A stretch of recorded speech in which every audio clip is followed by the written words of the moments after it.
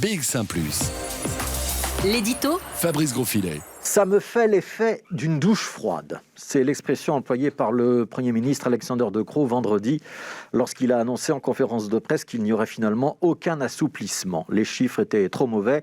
Nous avons décidé de faire une pause pour éviter de prendre une décision qui mettrait à mal tout ce qui a été fait depuis des mois, a donc plaidé le Premier ministre. Chiffre à l'appui, il faut dire que le comité de concertation avait commencé par un rapport du commissaire Corona, Pedro Falcón, qui annonçait une nette remontée du nombre d'hospitalisations. Tout gelé, une semaine, c'est la décision prise par ce comité de concertation, tout gelé, sauf le couvre-feu wallon qui repasse à minuit et l'ouverture des tatoueurs et salons de beauté qui a donc été maintenue pour aujourd'hui.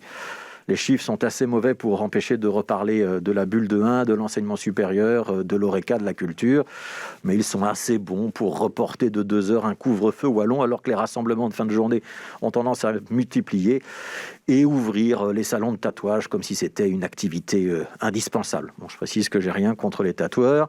Peut-être que certains ou certaines brûlent d'impatience de se faire tatouer un « I love Yves Van Latem » sur le mollet droit ou « Je kiffe Marius Gilbert » sur la cuisse gauche et que ça ne pouvait pas attendre. Bon, trêve d'ironie. Vous avez compris, on n'est pas à une contradiction près dans cette gestion de crise. Quand le Premier ministre nous parle de douche froide, c'est peut-être en dessous de la réalité. On est plutôt dans la douche écossaise, voire la douche scandinave, quand on vous verse un seau d'eau à la sortie du sauna.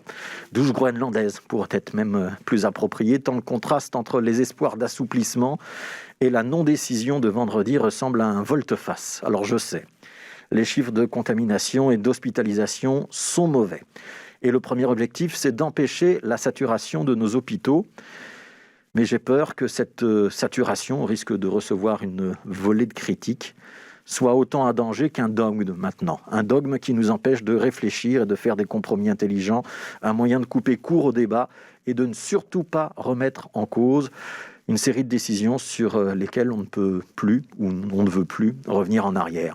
Donc ne pas discuter de l'ouverture des commerces, de la circulation des transports en commun, du télétravail, dont on sait qu'il est quand même très relatif, ou même de la priorité donnée aux écoles. Alors je ne dis pas qu'on doit forcément prendre d'autres décisions que celle-là. Par exemple, le maintien des jeunes à l'école, ça me semble à moi un objectif indispensable parce que leur accès à l'éducation est le passeport pour demain et que leur bien-être m'importe. Je dis juste qu'on devrait pouvoir en débattre et peut-être qu'après un reset de la vaccination, il faudrait s'autoriser un reset des mesures de confinement.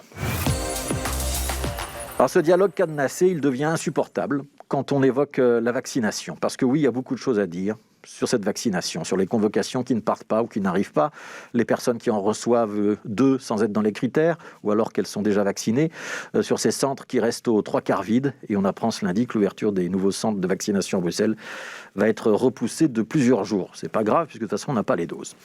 Ce vendredi, pourtant, Alexander De Croo et Frank Van Den Broek n'ont pas dit un seul mot sur la vaccination. Le ministre de la Santé s'est rattrapé depuis en reconnaissant qu'il fallait que les choses s'améliorent. Mais ça aurait quand même été bien que le Premier ministre en parle un petit peu aussi. Alexander De Croo, qui promet que le printemps de la liberté est à nos portes, nous a tous appelés à faire preuve de prudence. Ce en quoi il a raison. Et on va bien sûr tout faire pour le suivre, parce qu'être un agent de contamination, aujourd'hui comme hier, ça reste un comportement irresponsable et moralement condamnable. Mais il y a une phrase prononcée par le Premier ministre, avec laquelle on n'a pas envie d'être d'accord. C'est quand il a dit que notre comportement était le seul moyen de lutter contre le virus. Non, ça c'était vrai il y a 1 an. Mais aujourd'hui, la lutte contre le virus, ça dépend des décisions prises par le gouvernement, des progrès des hôpitaux dans la prise en charge des malades, parce qu'on a fait des progrès, même s'il n'y a pas de remède miracle, mais ce n'est pas anecdotique. Et puis surtout, ça dépend de la vaccination.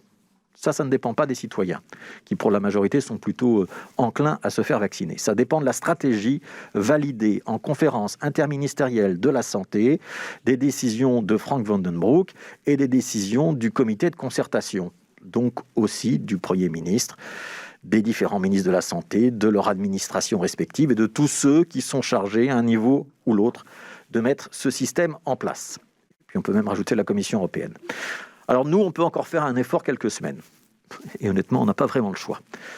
Mais la contrepartie, ce serait quand même d'avoir un système de vaccination performant, pas systématiquement à la traîne. Je vais même aller plus loin.